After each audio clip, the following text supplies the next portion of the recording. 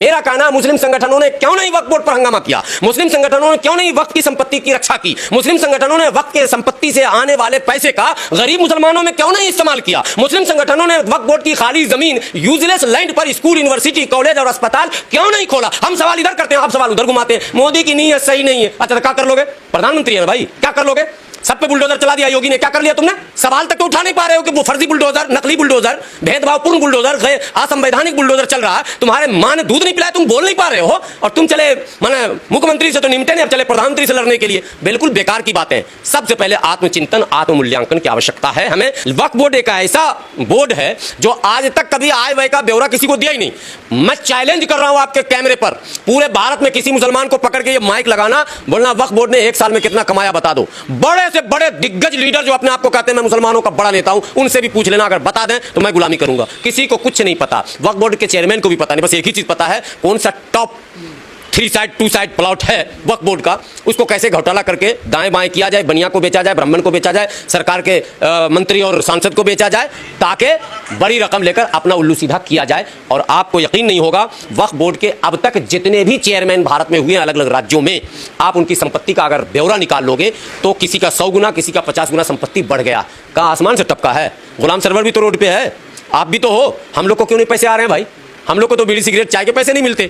हम तो मोटरसाइकिल में तेल डलाने के लिए हम लोग सोचते हैं कि आज 100 रुपये का डलवाया चलेगा कि नहीं चलेगा। और आपके पास छू मंतर मशीन अलाउद्दीन का चिराग आ गया कि कल तो आप पैदल चल रहे थे और आज अचानक जो है 200 करोड़, बाप रे, गिनने में लगेगा कई दिन, हमको बोलने में तो बोल देते हैं 2 मिनट में 200 करोड़। अभी दिल्ली के चेयरमैन जो है मानतुल्लाह खान साहब, हमारे भाई, जरा इनकी संपत्ति जांचिए कितना बढ़ गया।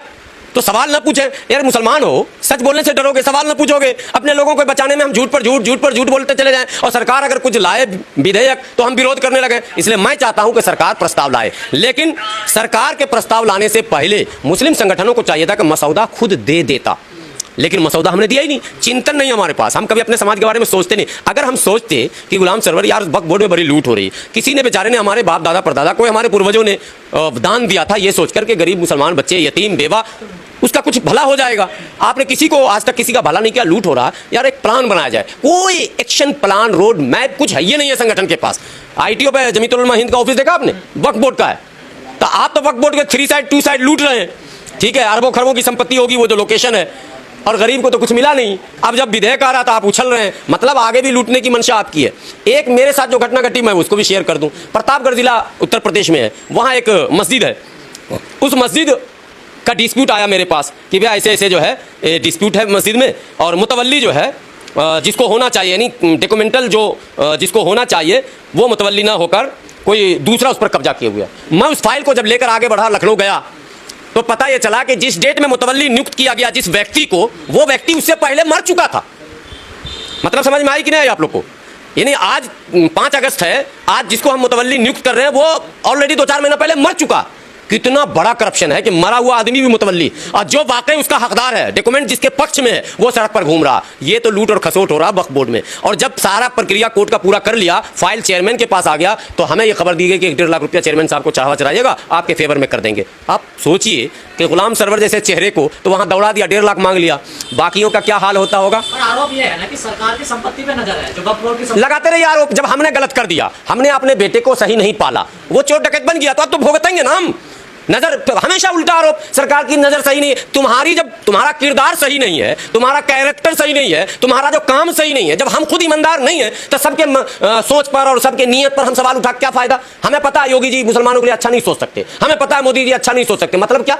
अबे हम तो अच्छा सोच सकते थे अपने बच्चों के लिए, जब हमने नहीं सोचा तो हम दूसरों को क्यों बोले। इसलिए मैं बिल्कुल अलग ढंग से बात रखता हूं। मेरा कहना, मुस्लिम संगठनों ने क्यों नहीं वक्फ बोर्ड पर हंगामा किया? मुस्लिम संगठनों ने क्यों नहीं वक्फ की संपत्ति की रक्षा की? मुस्लिम संगठनों ने वक्फ के संपत्ति से आने वाले पैसे का गरीब मुसलमानों में क्यों नहीं इस्तेमाल किया? मुस्लिम संगठनों ने वक्फ बोर्ड की खाली जमीन, यूजलेस लैंड पर स्कूल, यूनिवर्सिटी, कॉलेज और अस्पताल क्यों नहीं खोला? हम सवाल इधर करते हैं, आप सवाल उधर घुमाते हैं। मोदी की नीयत सही नहीं है। अच्छा, क्या कर लोगे? प्रधानमंत्री है भाई, क्या कर लोगे?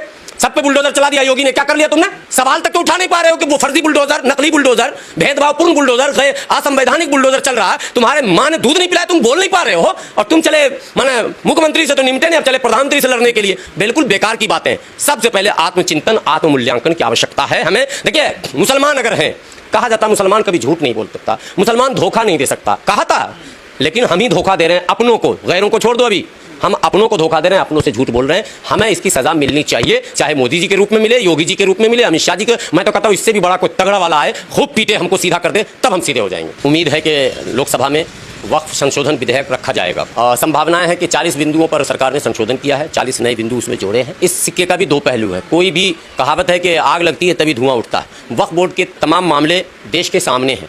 वक्फ बोर्ड के जितने भी मतलब संपत्तियां उनकी हैं, वो उसका बंदर बाट लगातार चल रहा है इस देश में।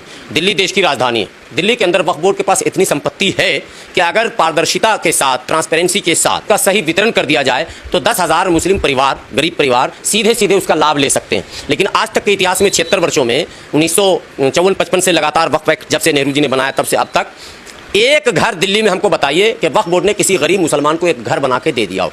एक बात ये। दूसरा, एक कॉलेज या स्कूल बताइए कि वक्फ बोर्ड ने एक कॉलेज या स्कूल खोल दिया हो।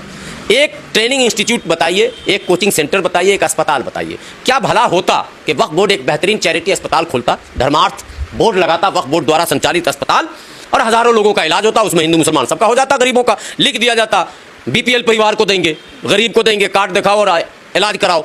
मजा आता, मैसेज जाता, कोई विरोध नहीं करता। एक मैसेज ये भी जाता कि मुसलमानों ने दान किया, लाभ पूरा देश उठा रहा। ना तो वो आप वो कर सके, ना तो ये स्पेशली जो मुस्लिम बहुल क्षेत्र है, जैसे ओखला है, मुस्तफाबाद है, सीलमपुर है, कहीं है, आपने कहीं कोई अस्पताल स्कूल नहीं खोला। ये कितना हास्यास्पद है कि अरबों की संपत्ति आपके पास है, उसके बाद आप कुछ भी नहीं कर पा रहे। अब आखिरी बात सुनिए, हैरानी होगी। वक्फ बोर्ड में बहुत सारी मस्जिदें, मस्जिद के इमाम को तनख्वाह दिया जाता, 6-6 महीने 8-8 महीने तनख्वाह नहीं देते, और ये कहते हैं कि सरकार ग्रांट देगी तब तनख्वाह मिलेगा। सरकार आपको ग्रांट देगी, और जो वो टैक्स, जो किराया और जो पैसे वसूली हो रहे हैं वो कहाँ जा रहा? ना ऑडिट रिपोर्ट है, ना कोई सार्वजनिक, कभी एक बार भी आय और व्यय का ब्यौरा कभी वक्फ बोर्ड ने सार्वजनिक नहीं किया कि इतना आया और इतना हमने खर्च किया। भाई आया तो कहाँ से आया और गया तो कहाँ गया? हर मस्जिद कमेटी में, मदरसे कमेटी में ये सिस्टम है हमारे यहाँ कि महीने में या हफ्ते में आमदनी और खर्च का बोर्ड लग जाता। तमाम मस्जिदों में हमारे यहाँ सिस्टम है कि भाई इतना आमदनी हुआ, इतना खर्च हुआ, इतना बचा है या माइनस है या जो भी है वो